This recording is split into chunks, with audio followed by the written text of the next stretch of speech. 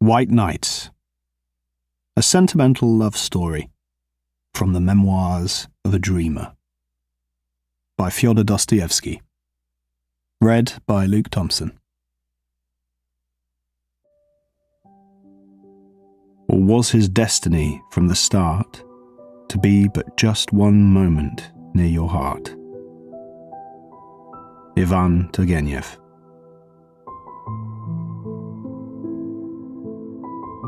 The second night. "Well, so you survived?" she said to me, laughing and taking hold of both my hands. "I've been here for 2 hours already. You have no idea what I've been through today." I know. But now to the matter at hand.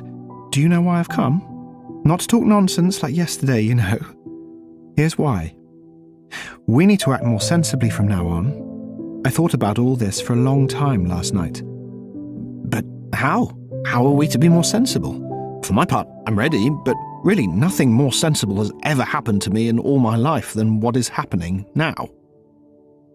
Is that so? First of all, please don't squeeze my hands like that. And second, I want to tell you that I thought about you long and hard today.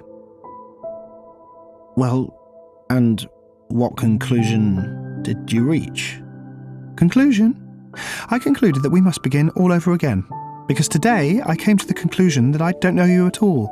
That yesterday I acted like a child, like a little girl, and it goes without saying that it turned out that my kind heart was to blame for it all. That is, I praised myself, which is how it always ends when we start examining our actions.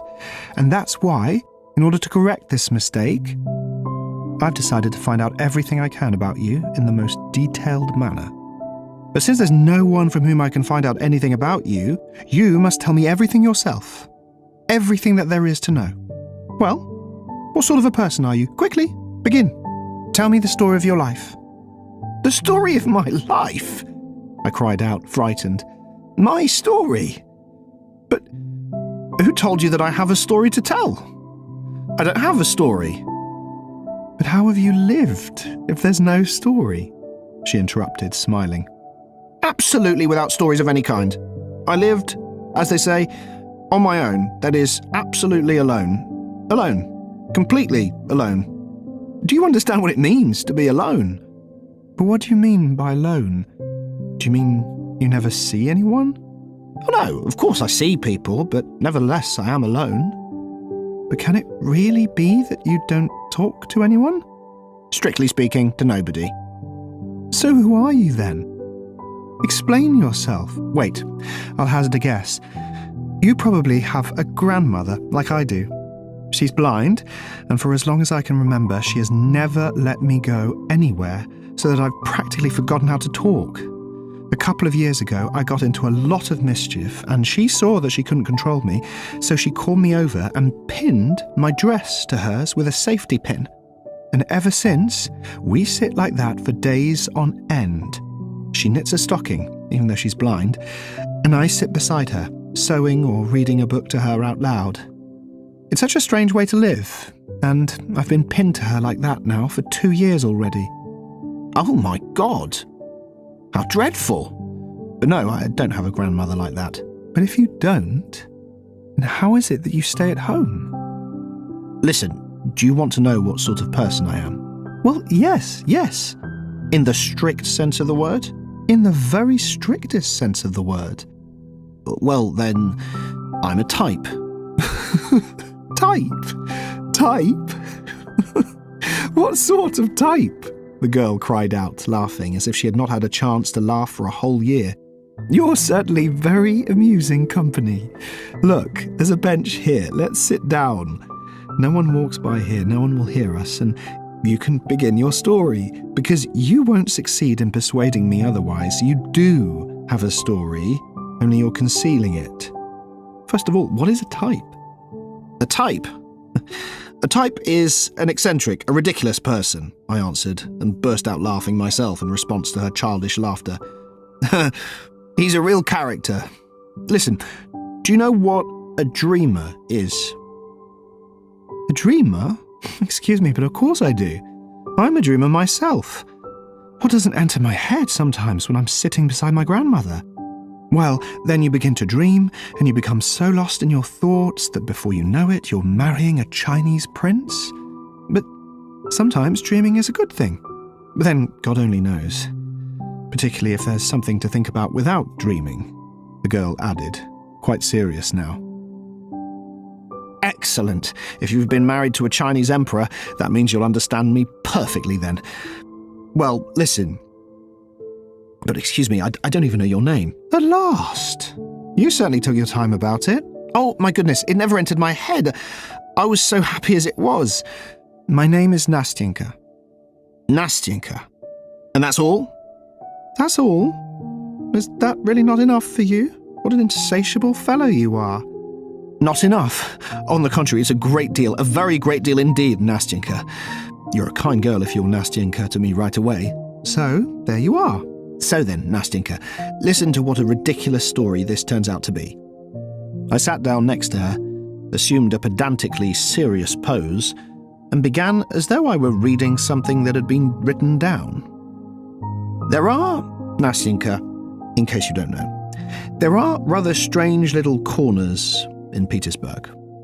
It's as if the same sun that shines for all of Petersburg's people doesn't even peek into these places, but there is another, different, new sun, as if specially ordered for these corners, and it shines on everything with a different, special light. In these corners, dear Nastyenka, it's as if a completely different kind of life is lived, one that doesn't resemble that which seethes around us, but the kind that might exist in a faraway kingdom, and not among us in our serious, oh so serious times. And it is this life, which is a mixture of something purely fantastic, fervently ideal, and at the same time, alas, Nastyenka, dully prosaic and ordinary, not to say incredibly vulgar. Ooh, good heavens, what an introduction. Whatever will I hear next? You'll hear, Nastyenka, it seems that I shall never tire of calling you Nastyenka, you'll hear that in these corners live strange people. Dreamers. A dreamer, if you require a precise definition, is not a man, but some sort of sexless being, you see. For the most part, he makes his home somewhere in an inaccessible corner, as if he were hiding there even from the light of day, and once he goes into hiding, he sticks to his corner. Like a snail, or at any rate, he very much resembles in this regard that entertaining animal, both animal and house at the same time, which is called a tortoise. What do you think? Why does he so love his own four walls, which are certain to be painted green, covered with soot, wretched and unforgivably grimy from tobacco smoke? Why does this ridiculous gentleman, when one of his few acquaintances comes to visit him, and he ends up losing all his acquaintances, why does this ridiculous person greet him with such embarrassment, such a changed countenance, and such confusion? As though he had just committed a crime within his four walls, as though he had been forging counterfeit notes or some little poems to be sent to a journal with an anonymous letter in which it is revealed that a true poet has died and that his friend considers it his sacred duty to publish his ditties. Why, tell me, Nastyenka, does the conversation between these two interlocutors never get going?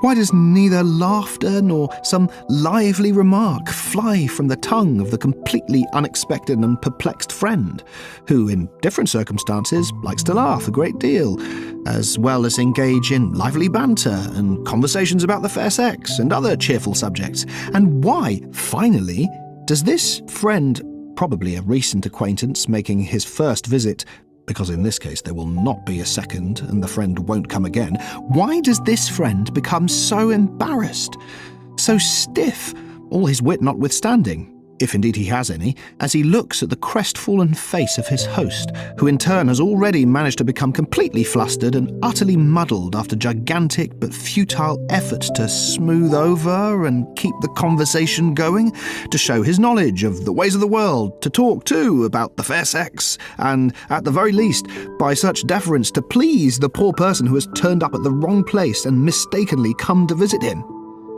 Why, finally, does the guest suddenly grab his hat and quickly leave? having remembered all of a sudden some very urgent business which never existed, and somehow or other extricate his hand from the warm handshake of his host, who in every way possible was trying to show his regret and set right that which had been lost? Why does the departing friend chortle as he goes out the door, there and then vowing never to visit this crackpot, even though this crackpot is truly a most excellent fellow? At the same time, why can he not deny his imagination the passing fancy of comparing, if only remotely, the physiognomy of his recent interlocutor throughout the entire time of their meeting with the look of an unhappy little kitten, treacherously captured by children who have mauled, frightened and tormented it in every way possible, and which has finally taken refuge from them under a chair in the dark, and there for an entire hour at its leisure bristles, hisses and washes its aggrieved face with both paws, and for a long time afterwards looks with enmity at nature and life, and even at the scraps from his master's dinner which the compassionate housekeeper had saved for him. "Listen," interrupted Nastinka, who all this time had been listening to me in amazement, with her eyes and little mouth wide open. "Listen, I absolutely do not know why all this happened, and why you are putting such ridiculous questions to me. But what I do know for certain is that all these adventures certainly happened to you, word for word." "Without a doubt," I answered with the most serious expression. "Well, as there's no doubt, then continue," Nastinka answered, "because I very much want to know how it all ends." "You want to know, Nastinka, what our hero was doing in his corner, or rather, what I was doing, or the hero of this whole affair is myself, my own humble person. You want to know why I became so alarmed, and was flustered for an entire day by the unexpected visit of a friend? You want to know why I was so startled? Why I blushed so when the door to my room opened? Why I didn't know how to receive my guest? And why I floundered so shamefully under the weight of my own hospitality? Well, yes, Nastinka answered. That's the whole point. Listen, you tell it splendidly, but could you tell it somehow less splendidly? Otherwise you talk as though you were reading from a book." "Nastinka," I answered in a dignified and stern voice, scarcely holding back my laughter. "Dear Nastinka, I know that I'm telling it splendidly. I plead guilty. But I don't know how to tell it differently. Now, dear Nastinka, now I'm like King Solomon's genie, trapped in an earthenware urn for 1,000 years under 7 seals, and from which these 7 seals were at last removed. Now, dear Nastinka, when we have come together again after such a lengthy separation, because I have known you a long time, Nastinka, because I have long been searching for someone, and that is a sign that I was looking precisely for you, and that we were fated to meet now. Now in my head thousands of valves have opened, and I must set loose this river of words, or I will choke to death. So then, I ask that you do not interrupt me, Nastinka, but listen obediently and dutifully. Otherwise, I'll keep my silence." No, by no means. Speak. I won't say another word." To continue, there is, my friend Nastinka, in my day 1 hour that I like exceedingly. It is the hour when almost all business, duties and engagements are coming to an end, and everybody is hurrying home to dinner to lie down and rest, and there and then, as they're making their way home, they concoct other cheerful schemes pertaining to the evening, the night, and all the rest of their free time. At this hour, our hero, too, for allow me, Nastinka, to tell the story in the third person, because it's terribly embarrassing to tell all this in the first person.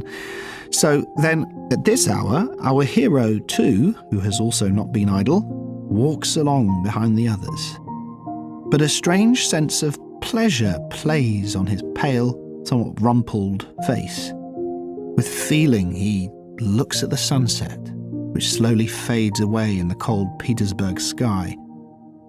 When I say he looks, I'm lying. He doesn't look, but he contemplates it somehow without thinking, as if he were tired or preoccupied at the same time with some other more interesting object, so that he can only cursorily, almost involuntarily, spare time for everything around him.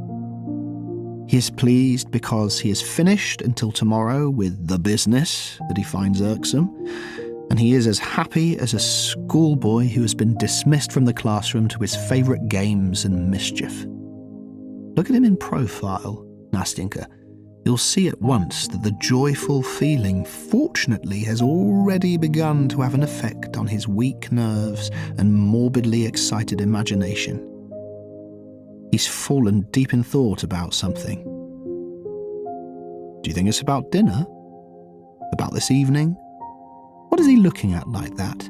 At that respectable-looking gentleman who bowed so picturesquely to the lady riding past him in a glittering carriage drawn by those frisky horses? No, Nastinka. What does he care now about such trifles? His own particular life has already made him rich. He somehow suddenly became rich, and not in vain did the farewell ray of the dying sun so gaily sparkle before him and call forth an entire swarm of impressions from his warmed heart. Now he scarcely notices the path on which even the most petty trifle would have struck him earlier. Now the goddess of fantasy, if you have read Tchaikovsky, dear Nastinka, has already spun her golden warp and begun to fashion before his eyes patterns of a fantastic, marvellous life. And who knows, perhaps with her whimsical hand she has transported him to the seventh crystal heaven from the excellent granite sidewalk on which he was walking home. Try stopping him now and ask him suddenly where he's standing now, along which streets has he walked. He probably will remember nothing, neither where he was walking nor where he is now standing, and after blushing with vexation, he will certainly tell some lie in order to save face. That's why he was so taken aback, almost crying out and looking all around in alarm, when a very respectable old woman who had lost her way politely stopped him in the middle of the sidewalk and began to ask him for directions. Frowning with vexation, he carries on walking, scarcely noticing that he has caused more than one passerby to smile and turn round to look at him as he walked away, and that some little girl, as she timidly made way for him, began to laugh loudly as she looked wide-eyed at his broad, contemplative smile and gesturing hands. But the same fantasy, caught up in its playful flight, the old woman and the curious passers-by and the laughing girl and the peasants who were spending their night right there on the barges that crowded the Fontanka, let's suppose that at this moment our hero was walking along there, and mischievously wove everybody and everything into its canvas, like a fly in a spider's web, and with this new acquisition the eccentric had entered his comforting lair, sat down to dinner, finished his dinner long ago, and only came to when the pensive and eternally doleful Matrona who waits on him had already cleared everything from the table and given him his pipe. He came to and recalled with surprise that he had already had his dinner, but had taken no notice whatsoever how that was accomplished. It had grown dark in the room. His heart feels empty and forlorn. The whole kingdom of dream has collapsed around him, collapsed without a trace, without a sound or fuss. It flew past, like a vision. And he himself doesn't remember what he was dreaming about. But some vague sensation faintly disturbs his breast and causes it to ache. Some new desire seductively tickles and excites his fancy, and imperceptibly summons a whole swarm of new phantoms. Quiet reigns in the little room. Solitude and indolence caress the imagination. It faintly catches fire. It is faintly brought to the boil, just like the water in the coffee pot of old Matrona, who placidly potters about next door in the kitchen as she makes her cook's coffee. Now it's already gently breaking through in bursts. Now the book, picked up without purpose and at random, is already falling from my dreamer's hand without his even getting to the third page. His imagination is once again incited, excited, and suddenly again a new world, a new enchanting life with its glistening vistas flashes before him. A new dream is new happiness, a new dose of exquisite, voluptuous poison. Oh, what does real life have to offer him? In his misdirected view, you and I, Nastinka, live so idly, slowly, sluggishly. In his view, we are all so dissatisfied with our fate, so worn down by our life. And really, as a matter of fact, look how everything, at first glance, among us is cold, gloomy, indeed wrathful. The poor things, my dreamer thinks, and it's no wonder that he should think so.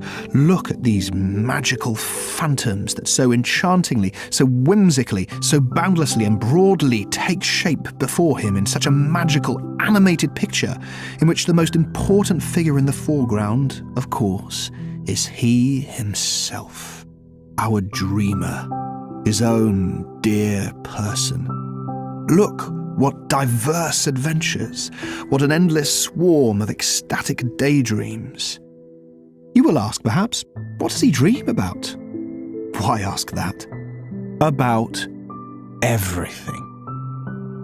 About the role of the poet, who at first goes unrecognised but is later crowned with success.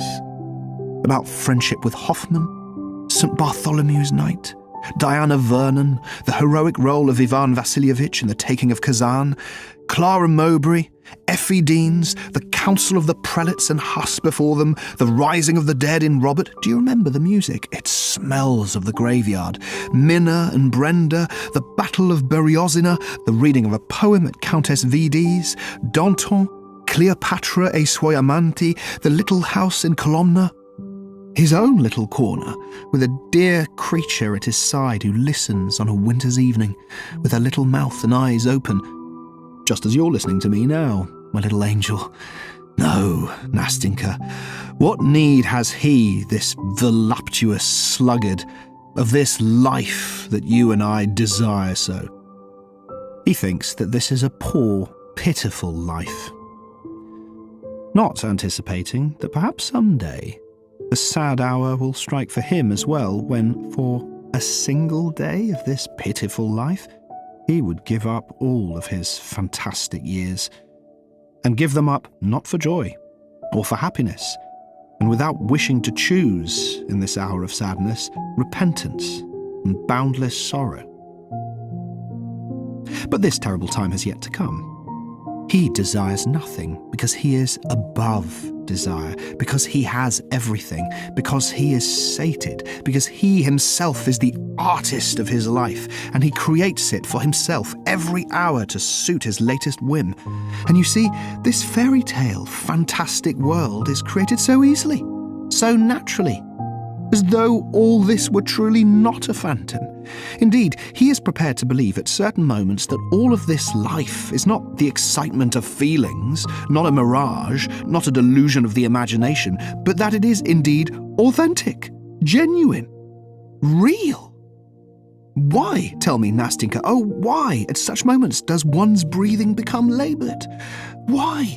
By what magic, by what mysterious caprice does the pulse quicken? Do tears gush forth from the dreamer's eyes? His pale, moist cheeks burn as his entire being fills with such irresistible delight?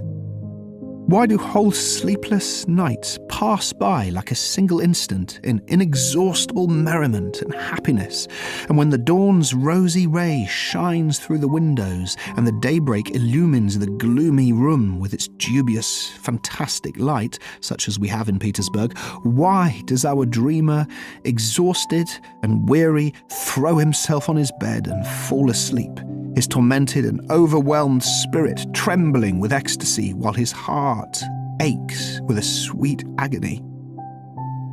Yes, Nastinka, you deceive yourself and unwittingly and dispassionately believe that it is a genuine, true passion that disturbs his soul. You unwittingly believe that there is something alive and tangible in his incorporeal daydreams. But you see, it's all a delusion. Take, for example, the love that has pierced his breast with all its inexhaustible joy, with all its wearisome torments. Just look at him and you'll be convinced. Would you believe, when you look at him, dear Nastinka, that indeed He has never known her whom he loves so in his frenzied daydreams. Can it be that he has only seen her in certain captivating phantoms and only dreamed this passion? Can it really be that they have not spent so many years of their lives together hand in hand, alone, just the two of them, having forsaken the entire world and each uniting their life, their world, with the life of their friend? Can it really be that at this late hour, when the time had come to part, she did not lay there, sobbing and grieving on his breast, not hearing the storm which was breaking under the bleak sky, or the wind which plucked and carried away the tears from her black lashes? Can this really all have been a dream? This garden, cheerless, desolate and wild, with paths overgrown with moss, secluded and gloomy, where they so often would walk together, where they hoped, grieved, loved each other for such a long time, so long and tenderly. And this strange ancestral home in which she had lived for such a long time, secluded and melancholy, with her sullen old husband, always silent and peevish, who frightened them, while they, timid as children, dolefully and timorously concealed their love from each other. How they suffered, how fearful they were, and how innocent and pure was their love, and how, it goes without saying, Nastinka, malicious people were. And my God, was it really not she he met later? Far from the shores of their homeland, under an alien sky, in the torrid south, in the marvellous eternal city, in the brilliance of a ball, to the thunder of music, in a palazzo, it absolutely must be a palazzo, drowned in a sea of lights, on this balcony wreathed with myrtle and roses, where she, upon recognising him, so hastily took off her mask and whispered, "I'm free," and trembling threw herself into his arms, and with a cry of rapture they embraced, and in an instant they forgot sorrow, separation, all their torments, the gloomy house, the old man, the dismal garden in their distant homeland, the bench on which with one last passionate kiss she had torn herself away from his arms, numb from torments of despair. Oh, you must agree, Nastinka, that you would be startled, feel embarrassed, and blush like a schoolboy who had just crammed into his pocket an apple stolen from the neighbour's orchard, if some lanky, hearty lad, a merry fellow and a joker, your uninvited friend, opened your door and shouted out as if nothing had happened, "And I, my dear fellow, just got back from Pavlovsk." My goodness, the old count has died. Ineffable happiness is close at hand, and here people are coming from Pavlovsk. I pathetically fell silent upon concluding my pathetic exclamations. I remember that I wanted terribly somehow to force myself to burst out laughing, because I already sensed that a hostile little demon had begun to stir inside me, that I was about to choke, that my chin was beginning to quiver, and that my eyes were watering more and more. I expected Nastinka, who was listening to me with her intelligent eyes wide open, to burst into her childish, irrepressibly merry laughter, and was already regretting that I had gone too far, that I'd been wrong to tell her about what had long seethed in my heart, about which I could talk as though I were reading a written text, because I had long ago passed sentence on myself, and now could not resist reading it to confess, without expecting that I should be understood. But to my surprise, she kept silent. After waiting a little bit, she gently pressed my hand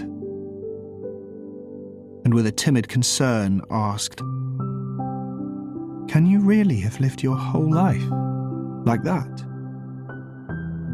"My whole life, Nastinka," I replied. "My whole life, and I believe that's how I'll end my days." "No, that's impossible," she said uneasily. "It won't be like that. That would mean I would likely live out my whole life by grandmother's side. Listen, you do know that it's bad for you to live like that?" "I know, Nastinka, I know," I exclaimed, no longer holding my feelings in check. "And now I know, more than ever, that I've wasted all my best years for nothing. I know this now, and I feel it all the more painfully now that I see that God himself has sent you, my good angel, to me in order to tell me this and prove it to me. As I sit beside you and talk to you now, I'm terrified even to think about the future, because the future is once again loneliness, once again this stagnant, useless life. And what will there be for me to dream about when I have already been so happy in real life beside you? Oh, bless you, dear girl, for not turning me away from the very first, for making it possible that I can now say that I have lived at least 2 evenings in my life. Oh, no, Nastinka cried out, and little tears began to glisten in her eyes. No, it won't be like that anymore. We won't part like that. What are 2 evenings? Oh, Nastinka, do you know you have reconciled me with myself for a good long time? Do you know that now I will not think so badly of myself as I sometimes have done? Do you know that now perhaps I will no longer suffer anguish for having committed a crime and sin in my life, because a life like that is a crime and sin? And don't think that I've been exaggerating anything to you, for God's sake, Nastinka. Don't think that, because sometimes I'm overcome by moments of such anguish. Because at those moments, it begins to seem that I will never be able to begin living a real life. Because it already seems that I've lost all sense, all feeling for the genuine, the real. Because in the end, I curse myself. Because after my fantastic nights, I am visited by sobering moments that are horrible. Meanwhile, you hear all around you how the throng of humanity thunders and spins in the whirlwind of life. You see how people live. They live in reality. You see that life for them is not forbidden, that their life doesn't vanish like a dream, like a vision, that their life is eternally renewing, eternally young, and not a single hour of it resembles any other. Whereas how cheerless and monotonously banal is the timorous fantasy, the slave of a shadow, of an idea, the slave of the first cloud that suddenly obscures the sun and fills with anguish the heart of every true Petersburger which holds its sun so dear. But what sort of fantasy is there to be found in anguish?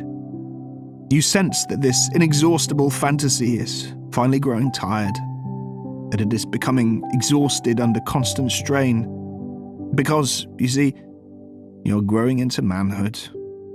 You are outgrowing your former ideals. They are being smashed to dust, to bits and pieces. And if there is no other life, then you must build it from these bits and pieces. But meanwhile your soul yearns and pleads for something else.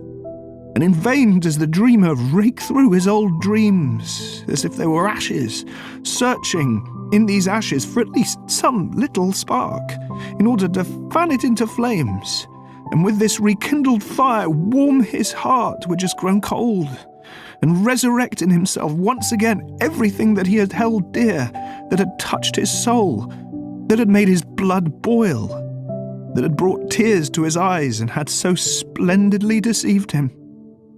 Do you know, Nastinka, how low I have fallen? Do you know that I'm compelled now to celebrate the anniversary of my own sensations? The anniversary of that which was formerly so dear, of that which in essence never took place. Because this anniversary is celebrated in honour of those same foolish phantom dreams. And to do it because even those foolish dreams are no more. Because I have nothing with which to replenish them. You see, even dreams need to be replenished. Do you know that I now like to recall and visit at certain times places where I was once happy in my own way? I like to fashion my present so that it's in harmony with the irrevocable past. And I often wander, like a shadow, without need or purpose, downcast and sad, through the alleys and streets of Petersburg. And what memories! You recall, for instance, that exactly a year ago now, exactly at this very same time, at this very same hour, you wandered along this very sidewalk just as lonely, just as downcast as you are now. And you recall that your dreams were sad then as well.